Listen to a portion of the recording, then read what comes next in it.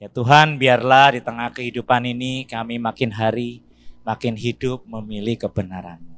Biarlah dalam kehidupan kami makin hari kami memilih Tuhan dan menyenangkan Tuhan.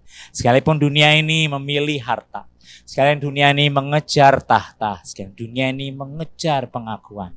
Tapi biarlah hidup kami diakui dan disenangi dan mengagumi Tuhan semata. Biar Tuhan yang memberkati kami, sebentar kami bersama akan membaca merenungkan firman-Mu. Tuhan yang boleh menolong setiap kami. Dan Tuhan yang boleh menyapa setiap kami. Dalam dan demi nama Yesus kami berdoa. Amin. Ya, buka Alkitab kita Bapak Ibu. Hari ini tema yang diberikan kepada saya, Kristus lebih mulia dari segalanya. Ya, kenapa ada duitnya Bapak Ibu? Karena memang di temanya penjelasannya saya suruh ngomong tentang duit Bapak Ibu ya. Jadi semoga ini kita bukan sensitif ya duit itu ya. Saya juga sensitif ya ngomongin duit ya. Tapi kalau Tuhan yang ngomong, mau nggak kita lebih terbuka Bapak Ibu? Mau Bapak Ibu? Mau ya. Mari kita buka Alkitab kita Lukas pasal yang ke-19 ayat 1 sampai ayat yang ke-10. Mari kita buka Alkitab kita Lukas pasal 19 ayat 1 sampai ayat yang ke-10. Saya akan membaca ayat ganjil, Bapak Ibu ayatnya yang genap. Seterusnya dari ayat 1 sampai ayat yang ke-10. LAI memberi judul Zakeus. Yesus masuk ke kota Yeriko dan berjalan terus melintasi kota itu.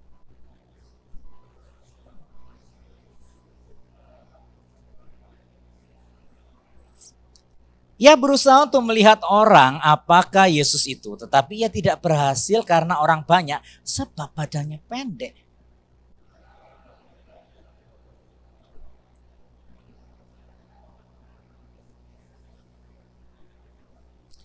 Ketika Yesus sampai ke tempat itu, ia melihat ke atas dan berkata, Zakeus, segeralah turun, sebab hari ini aku harus menumpang di rumahmu.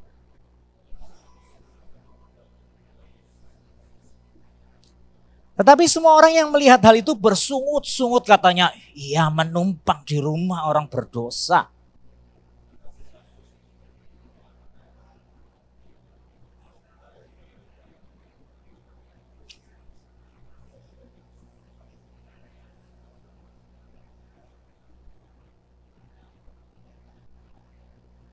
Ya, itu harus dipertegas 4 kali.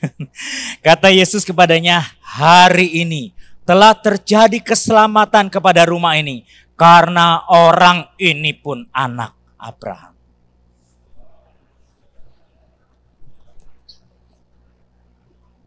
Sampai dengan jauh bacaan firman Tuhan pada kesempatan malam hari ini. Bapak Ibu, suatu ketika anak pemuda itu datang Bapak Ibu kepada saya, tanya, "Ko, tujuan orang Kristen hidup itu apa?" Kenapa kamu tanya gitu ya kan? Saya pengen tahu kenapa anak muda ini tanya gini. Karena kok apa yang saya lihat itu beda sama apa saya dengar dari khotbah-khotbah di gereja ini. Setiap kali saya beribadah, kita selalu dijelasin tentang hidup kita untuk memuliakan Tuhan. Mencari kehendak Tuhan. Apa yang Tuhan mau kita kerjakan dengan setia. Bukan mencari uang, bukan mencari segala yang dunia cari, tapi mencari kehendak Tuhan dan mentaatinya. Tapi katanya, kok papa mamaku nggak gitu? Papa mamaku itu tujuan hidupnya mencari uang. Wah, uang ya, uang. Bahkan dari kecil tuh ngomong kita kalau nggak ada duit, lu kok woman meyujian, rencanakan puji woman. Wah, artinya apa? Kalau kita nggak punya duit, orang itu meremehkan kita, gitu. Ini bisa Mandarin ya anak pemuda ini. Saya cari kamus dulu saya. Nah, diajari dari kecil kamu tuh harus sukses. Ya, milih tuh jurusan kuliah juga harus yang bikin kamu tuh kaya. Ya Bapak Ibu, ada yang ngajarin anaknya kayak gitu. Bertobat Bapak Ibu ya. Diajari kayak gitu. Dan bukan hanya orang tuanya, tapi rata-rata kotanya isu-isu di gereja juga sama. Semuanya ngejar uang, ngejar kekayaan. Aku kok belum nemu ya, semoga ketemu Bapak Ibu ya. Siapa tahu anak ini mungkin ketemu gitu ya. Tapi dia bilang saya belum ketemu, saya tanya teman-teman saya juga nyari uang, nyari kekayaan. Saya tanya orang-orang dewasa semuanya juga nyari uang. Jadi ada perbedaan dari apa yang saya dengar dari khotbah dengan orang-orang di sekitar saya. Semua pengen kaya, semua pengen sukses, hidup memuliakan Tuhan, memenuhi panggilan Tuhan. Itu nomor kedua, ketiga, keempat. Yang penting kaya, diakui orang, sukses. Kalau ada waktu luang, ya bantu pelayanan. Tapi, mengganggu kamu dapat duit, nggak usah pelayanan, ya kan? Dan bahkan ini sesuatu yang di sekitar kita loh Bapak Ibu. Banyak nggak orang Kristen, bahkan saudara seiman kita di tempat ini yang juga di gereja Gloria yang punya pikiran itu. Datang ibadah tetapi kehidupannya sama, mengejar uang dan kekayaan. Dan kalau kita boleh survei, kita mungkin akan kaget ternyata lebih banyak orang yang seperti itu di sekeliling kita. Ya, berapa persen kira-kira Bapak Ibu? Boleh nggak kira-kira berapa persen sih orang Kristen di GKA Gloria Pacar itu yang hidupnya mengejar kehendak Tuhan dan taat? Berapa persen? Kira-kira aja ya Bapak Ibu. Bukan saya ya, nggak apa-apa. Berapa persen kira-kira? 9%, rendah banget ya, jangan gitulah ya menghakimi ya. Berapa persen? 50. Kita termasuk yang mana Bapak Ibu ya? Nah, uang dan kekayaan ini kita harus hati-hati ya. Bisa jadi satu ilah zaman dalam kehidupan kita. Kita sering mikir ilah itu nyembah-nyembah patung gitu ya. Jauh-jauh, sanko, ya, kuangkung gitu ya.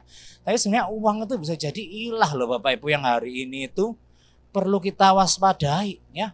Kyle Idleman ini ya, Pak Sinnya juga suka ngutip Kyle Idleman ya, katakan idol itu sesuatu yang sebenarnya squeeze God out of his proper place in our lives ya.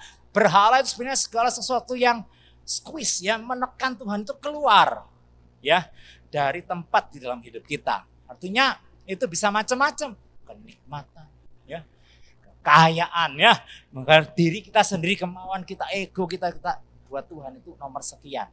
Semua pengambilan keputusan kita itu bukan ditentukan sama Tuhan. Tuhan itu nanti digeser. Itu ilah Bapak Ibu. Saya pun hari ini sedikit orang yang Kristen mungkin menyembah patung-patung berhala. Tetapi banyak sebenarnya yang menyembah kepada Mammon dan mencintai uang. Dan banyak orang Kristen yang datang ke gereja mengaku sebagai orang Kristen tetapi mengejar uang dan kekayaan. Itu adalah ilah hati. Dan kita perlu memeriksa hati kita. Adakah kita menjadikan uang dan kekayaan itu ilah di dalam hati kita? Uang dan kekayaan itu tidaklah jahat. Tetapi ketika kita memberhalakan itu dalam hati kita, itu yang tidak berkenan di hadapan Tuhan. Nah, hari kita melihat satu tokoh yang bernama Zakeus yang sudah pasti ya menjadikan kekayaan itu menjadi ilah dalam hatinya. Dari mana kita tahu? Saya coba jabarkan. Yang pertama, kita bisa tahu dari pekerjaannya, ya. Dia adalah seorang yang Yahudi dari namanya, tapi ia bekerja sebagai kepala pemungut cukai, ya. Pekerjaan apa pemungut cukai itu? Itu orang pajak, Bapak Ibu. Nah, suka kita orang pajak, ya kan? Orang pajak itu dari dulu sampai sekarang nggak disukai, Bapak Ibu. Leisa pembukuan kita ikut tulis tangan, Bapak Ibu. Wow, jok masuk komputer, boleh online. Kena cenhu. Wah ngono toh. Lah iso semanual mungkin tulisannya saele sampai kita mau ngerekap gak iso direkap ya toh. Tapi yang penting cenhu gak tahu ya. Kalau kita milih program-program keuangan yang offline ya. Le online kok connect gak ke pemerintah kok diawasi omsetnya biar itu gak suka orang pajak. Dan orang pajak terkenal apa? Suka cari-cari. Ya enggak? Suka cari-cari ya, tiba-tiba dipanggil. Kan suka cari-cari ya.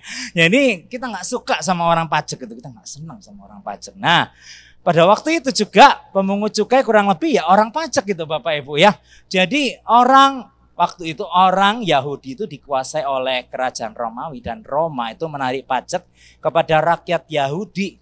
Nah, yang menarik pajak itu bisa ditarik lebih daripada yang sebenarnya ditargetkan. Jadi para pemungut cukai itu cuma dikasih target tapi mereka bisa mengambil lebih banyak lagi, ya. Lebih banyak lagi daripada yang mereka mau untuk kehidupan mereka maupun untuk kekayaan mereka. Jadi nggak suka pemungut cukai ini dianggap sebagai perampok bangsa sendiri, pengkhianat dan perampok. Nah, Sakeus ini lebih parahnya, dia bukan cuma pemungut cukai tapi kepalanya, ya, endasnya Bapak Ibu ya.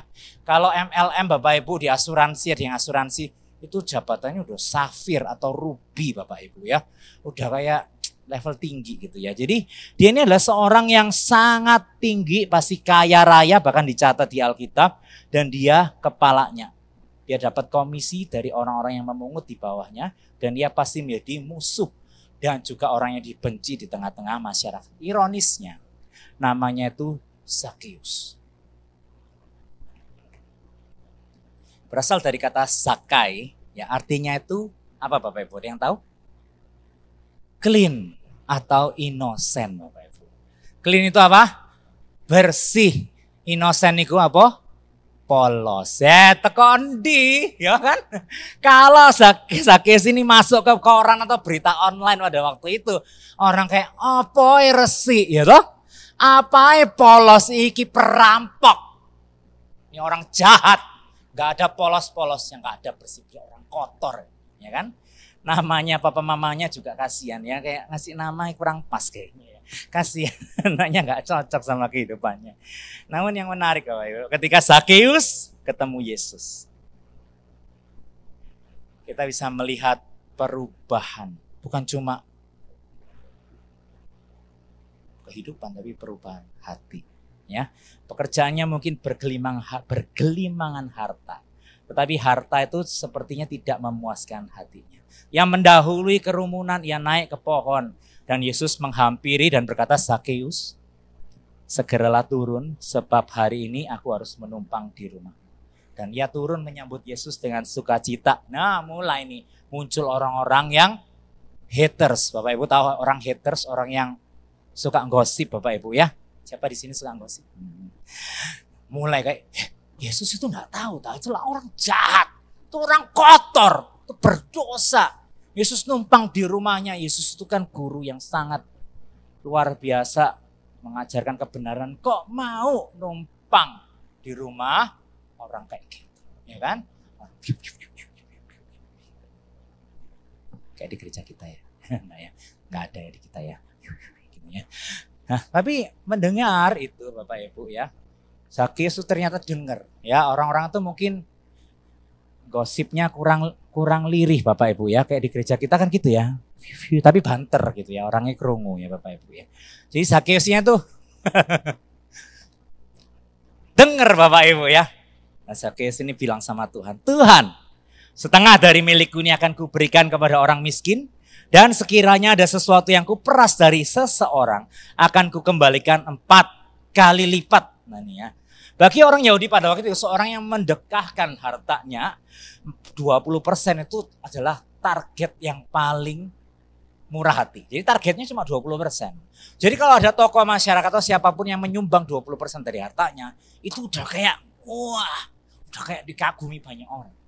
Tapi Sakeus ini nyumbang berapa Bapak Ibu? 50%. Bahkan dia bilang kalau ada uang hasil yang memeras, ya balikin berapa kali lipat? 4 kali lipat. Ya. 4 kali lipat. Nah ini menarik. Sakeus dulu membuang segala sesuatu untuk uang. Gak apa-apa ya kehilangan martabat, mungkin ya pasti dikucilkan dari keluarganya. Ya dianggap sebagai pengkhianat bangsa. Ya dianggap sebagai orang yang kotor, perampok. Ya gak apa-apa dimusuhi semua orang, dilihat orang buruk demi Mamon. Ya, tapi yang menarik ketika berjumpa Yesus, ya rela kehilangan semuanya demi Tuhan. Demi Tuhan. Nah, ini yang menarik. Pertobatan yang sejati Bapak Ibu. Bukan hanya berbicara tentang perubahan aktivitas seseorang. Oh dulu nggak ke gereja, saiki mikir lipat tahu, caudang ya tiap minggu ke gereja ya. Dulu nggak saat teduh. Sekarang saat teduh 2 kali sehari ya kan, kayak mandi Bapak Ibu ya. Dulu nggak melayani, sekarang bukan tentang itu. Tapi pertobatan sejati adalah tentang perubahan penguasa hidup dan hati kita. Dan Sakeus ini menunjukkan perubahan itu. Dulu yang hatinya buat uang, buat mamon. Mamonnya yang di-squeeze, ya, di-squeeze. Tuhan yang lebih penting dari semuanya. Pertobatan Sakeus ini bukan hanya pertobatan iman, tetapi juga disertai dengan pertobatan dompet, Bapak Ibu ya. Jadi bukan cuma imannya yang berubah, tapi juga dompetnya ikut bertobat. Siapa Bapak Ibu yang dompetnya belum bertobat? Ada Bapak Ibu yang dompetnya belum bertobat. Dan yang menarik, afirmasi keselamatan dari Yesus datang setelah Sakeus mengatakan hal itu. Ini yang dikatakan Tuhan, setengah dari milikku akan kuberikan kepada orang miskin, dan sekiranya ada sesuatu yang kuperas dari seseorang akan kukembalikan 4 kali lipat. Dan ayat 9 ini menarik. Dan kata Yesus kepadanya, hari ini telah terjadi keselamatan kepada rumah ini, karena orang ini pun anak Abraham. Sebab anak manusia datang untuk mencari dan menyelamatkan yang hilang. Ya, Yesus mengafirmasi iman daripada Sakeus setelah ia menyatakan hal ini. Yesus mengesahkan iman daripada Sakeus sebagai iman yang menyelamatkan. Setelah orang melihat dengan jelas bahwa bukan hanya dia mau menerima Yesus, tapi hatinya berubah, bertobat, dan mencintai Tuhan lebih daripada uang. Bapak Ibu, pertobatan yang sejati itu disertai dengan perubahan penguasa hidup kita. Perubahan kekuasaan di dalam hidup kita.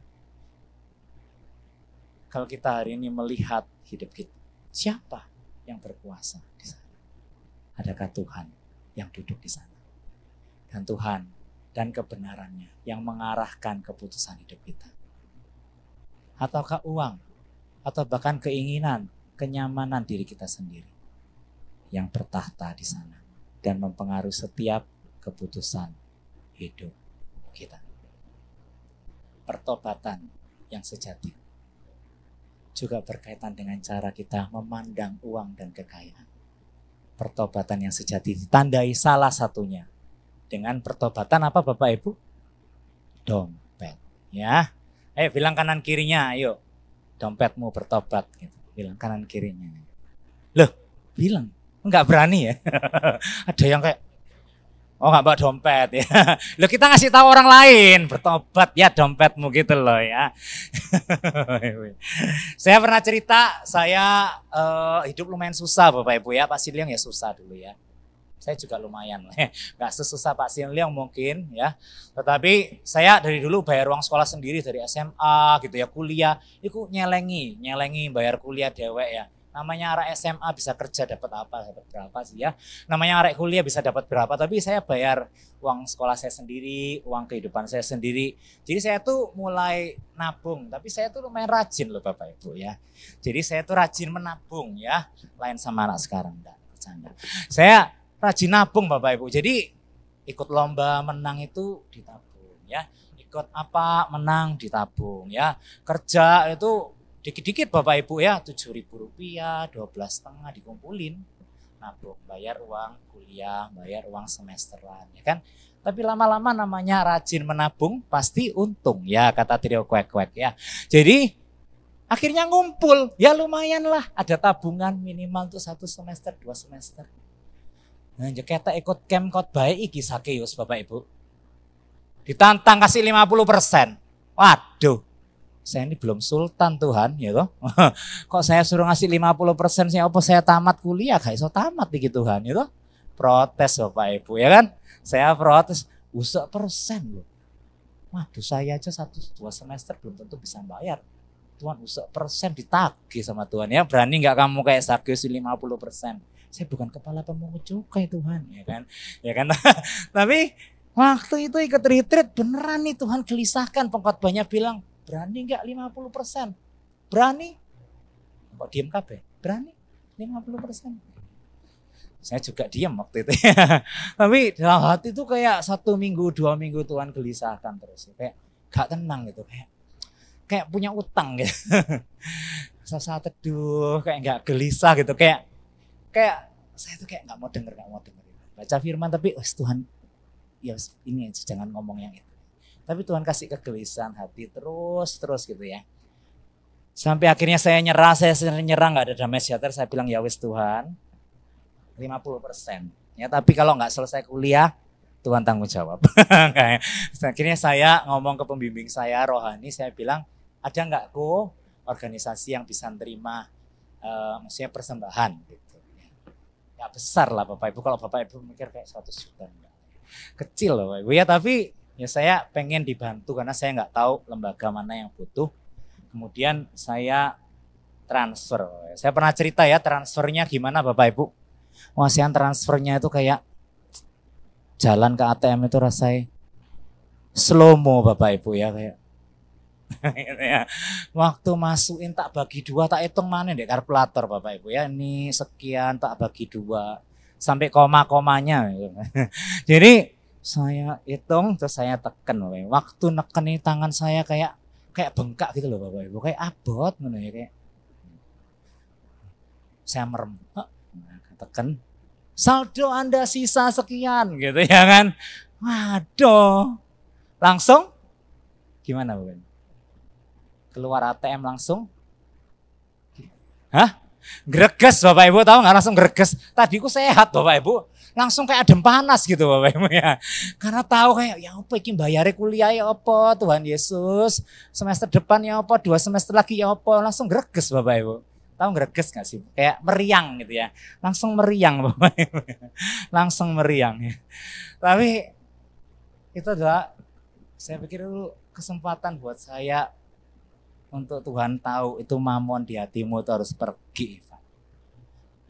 Dan itu kesempatan di hati saya untuk saya punya ruang untuk belajar beriman sama Tuhan. Saya yang selalu ngandelin kekuatan saya sendiri. Saya selalu ngira saya pinter nabung. Ini Tuhan kasih ruang untuk saya hidup dalam nggak pasti, dalam greges tiap pagi. Tapi di situ Tuhan kasih saya belajar beriman. Suatu waktu saya ke mall Bapak Ibu beli bantal Bapak Ibu. Terus habis itu di parkiran tuh lihat orang duduk Bapak Ibu pakai pakaian seragam mungkin tukang sampah gitu Bapak Ibu. Duduk sedih gitu Bapak Ibu di trotoar, mungkin di dekat parkiran situ. Saya sampai kayak, oh ya apa ya, ya sakno ya, tapi tak lihat dompetku kok cuma sisa yang merah ya toh. Bapak Ibu pernah nggak dompetnya sisa yang merah, bukan cemban Bapak Ibu, yang merah satunya ya kan. Sisa yang merah gede, waduh, sing gambare Soekarno Hatta ya kan, kayak merah dari dulu Soekarno Hatta ya, merah ya kan, sisa 1 lembar Bapak Ibu, kasih atau enggak Bapak Ibu? Kasih atau enggak? Saya mikir bantal saya sih lebih mahal sih daripada ini ya wes gak apa-apa lah, saya bisa beli bantal artinya saya lebih mampu ya kan, akhirnya saya kasih Bapak Ibu. Saya lipat-lipat gitu, biasa kan salam tempel gitu Bapak Ibu ya. Salam tempel ya kan. Habis itu saya Pak ini dari Tuhan ya, Tuhan berkati gitu. Salam tempel. Saya mau pulang naik motor, dicegat Bapak Ibu. Dicegat. Kaget nih. Waduh di Kompas sih nah, di jaluk mana aku gak ada Pak, ini kayak kericikan gitu kan. Terus nyapa gitu ya, disuruh ke ATM. Dia itu datang mukanya tuh kayak gak tahu orang dapat 100 juta gitu. Kayak happy gitu. Saya waktu itu Bapak Ibu kayak ngelihat mukanya, dia tanya Bapak namanya siapa gitu, nanyanya gitu. Oh Ivan Pak. Rumahnya di mana? Kasih tahu nggak Bapak Ibu? Ditateng dia. Oh di sini Bapak. Daerah sini gitu saya ngomongnya gitu. Daerah sini gitu, saya nggak ngomong detail kan. Habis itu dia bilang terima kasih ya Pak. Saya ini juga orang Kristen Pak. Ya doa sama Tuhan saya lagi susah. Itu Tuhan tuh jawab Pak melalui Bapak. Wah dia tuh senyum. Tuhan berkati Bapak juga, Tuhan berkati ya, Tuhan berkati ya, Tuhan berkati Pak, Tuhan berkati. Wah, pulang naik motor tuh Bapak Ibu, saya pakai helm kan. Saya tuh kayak guyu-guyu dewek kayak orang gila gitu Bapak Ibu. Saya tuh bingung yang sing hilang duit sapa, sing guyu sapa, tapi saya tuh kayak sukacita. Bahkan saya mungkin lebih sukacita dari dia. Karena saya melihat sukacita dari wajah orang itu kayak nempel di wajah kita. Karena kita itu curiga loh sama Tuhan. Tuhan ini khotbah memberi lagi. Wis dikei diminta balik Tuhan ini sing gena Tuhan ini ya kan gitu kan. Tapi kita kadang mungkin Tuhan itu pengen loh ngasih kita pengalaman iman yang kita nggak bisa beli sama uang. Kita boleh makan mahal enak. Sebentar paling kita sukacita ya. Tapi kalau kita jadi berkat bagi orang lain kita kasih. Wah, itu sukacita yang nggak bisa kita beli. Nggak bisa kita beli. Pengalaman iman yang Tuhan nggak bisa beli. Yang Tuhan beri kalau kita belajar untuk berbagi. Bapak Ibu, cara kita untuk melepaskan ilah mamon adalah kita belajar untuk mementingkan Tuhan dibanding uang. Sehingga kita Tuhan belajar dan memanggil kita untuk belajar untuk memberi. Itu satu latihan untuk kita melihat bahwa uang ini bukan segalanya. Uang ini punyanya Tuhan. Dan kalau Tuhan bilang kasih, maka kita mau belajar untuk ngasih. Amin Bapak Ibu. Cuma 2 orang. Amin Bapak Ibu. Karena Tuhan sayang sama kita. Tuhan panggil kita memberi karena bukan karena Tuhan itu miskin. Bukan karena Tuhan gak bisa berkati orang lain. Tapi Tuhan sayang sama kita. Tuhan ingin hati kita hanya untuk Tuhan. Dan Tuhan pengen kita punya pengalaman iman dipelihara sama Tuhan. Dan mengalami sukacita ketika kita mengalami pengalaman-pengalaman iman dan berkat yang kita bisa berikan kepada orang lain. John Piper berkata, gak harus jadi pipa emas untuk jadi berkat. Kalaupun pipa besi, gak masalah. Asal berfungsi sebagai penyalur berkat. Hidup kita gak harus nunggu kita kaya untuk jadi berkat bagi orang lain. Asal hidup kita berfungsi jadi penyalur berkat. Kita gak perlu kaya untuk memberkati sesama kita. Amin Bapak Ibu. Mari kita berdoa. Yuk boleh gak kita periksa hati kita. Seperti tema hari ini, adakah Kristus itu lebih mulia dari segalanya? Adakah Kristus itu yang menjadi nomor 1 di dalam hidup kita? Adakah Kristus itu yang memimpin setiap keputusan hidup kita? Ataukah uang, mamon?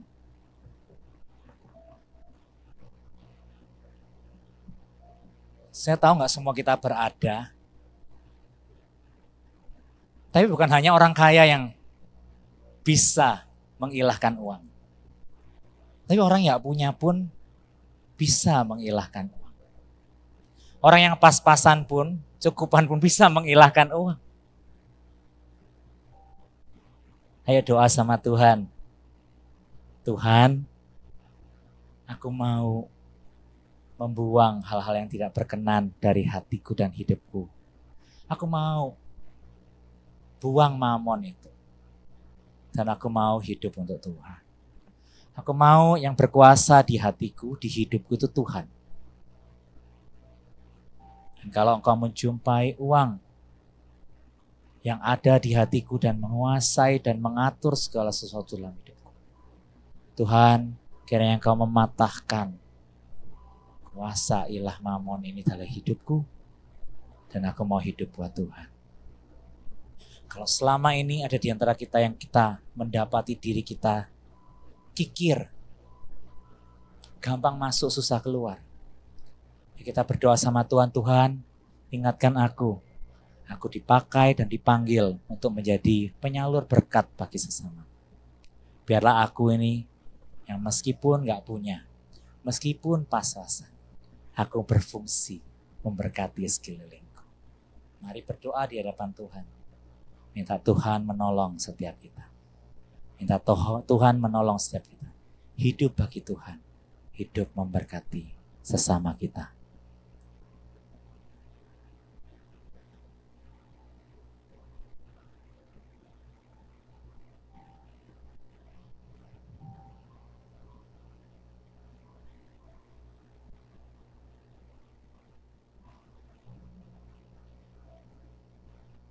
Kami Tuhan. Ku memilih Yesus, bukan harta, dan Dia milikku melebihi semua. Ku memilih Yesus, bukan ladang, biar tangannya yang menuntunku. Ku tak mau jadi raja penguasa, namun dibelenggu dosa. Ku memilih Yesus lebih indah dari semuanya. Tuhan tolong kami menjadi seperti orang yang menemukan harta di ladang. Ketika kami menemukan kerajaan Allah, biarlah kami seperti perumpamaan Yesus, seperti orang yang menemukan harta yang berharga di ladang, menjual segala sesuatu, berlari dan membeli lahan itu karena kerajaan Allah itu begitu berharga dan bernilai. Biarlah setiap kami Tuhan dapati sebagai orang yang menghargai panggilan Tuhan, keselamatan yang Tuhan beri, kebenaran Tuhan, dan kehidupan di dalam kerajaan Allah dan mentaatinya sebagai sesuatu yang terutama di dalam kehidupan kami. Dan kami rela meninggalkan segala sesuatu demi Tuhan. Biarlah Tuhan yang menyelidiki hati setiap kami, dan setiap kami yang berdoa, kami mau berubah, kami mau belajar bermurah hati, menjadi berkat bagi sekeliling kami. Tuhan materaikan setiap kerinduan, doa, dan komitmen yang kami lakukan. Biar minggu ini kami bukan hanya mendengar dan tahu, tapi di minggu ini kami belajar melakukan firman. Biarlah Tuhan yang memimpin setiap kami Tuhan. Kau terus memurnikan hati kami. Dan terus Tuhan Kau mempertobatkan kami setiap kalinya. Kami mendengar kebenaran-Mu, kami semakin hidup selaras dengan kehendak Tuhan. Terima kasih Bapa. Kami berdoa bersyukur di dalam nama Yesus.